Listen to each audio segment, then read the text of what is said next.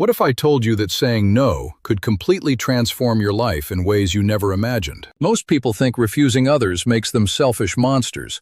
But here's the shocking truth about boundaries. Sarah worked 60-hour weeks, volunteered for every committee, helped everyone who asked for favors constantly. She thought being helpful made her valuable.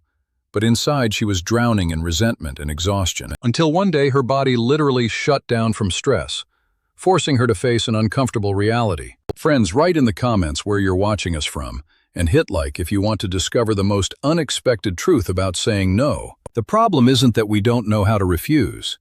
It's the crushing guilt that follows. We've been programmed since childhood to believe that good people always say yes to everything and everyone. But here's what nobody tells you about chronic people pleasers. They often become the most resentful, bitter individuals. Because when you constantly sacrifice your needs for others, you're not actually being kind or generous. You're teaching people to disrespect your time, energy, and boundaries while building internal rage that eventually explodes. Real kindness requires protecting your own well-being, so you can genuinely help others from abundance, not depletion. So how do successful, respected people say no without destroying relationships or feeling like terrible humans? First, understand that every yes to someone else is automatically a no to something important to you. Here's the counterintuitive secret. People actually respect you more when you have clear, consistent boundaries about your availability. Think about it. Who do you respect more?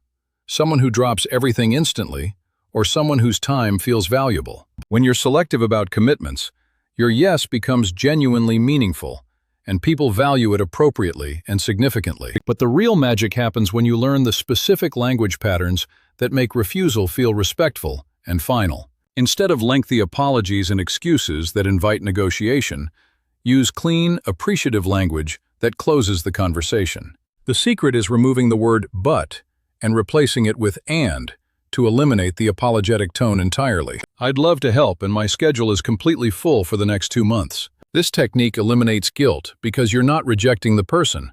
You're simply stating your current reality clearly. Here's where most people sabotage themselves. They offer alternative solutions or suggest other people who might help. This keeps you emotionally invested in their problem and often leads to more requests or feeling responsible anyway. Clean boundaries mean you can empathize with their situation without taking responsibility for solving their problems or finding alternatives. But what about the guilt that still creeps in after you've successfully said no to someone's request? This is where you need to retrain your brain's automatic guilt response through consistent, intentional practice and self-compassion. Remember that guilt often signals growth. You're breaking old patterns that kept you stuck in people-pleasing cycles. Start practicing with low-stakes situations before tackling major boundary challenges with family or close friends or colleagues. Decline the store credit card application. Refuse the extra purchase.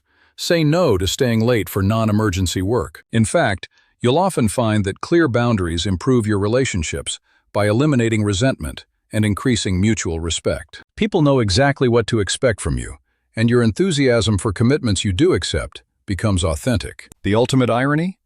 Learning to say no gracefully makes you infinitely more helpful to the people who matter most. So start today.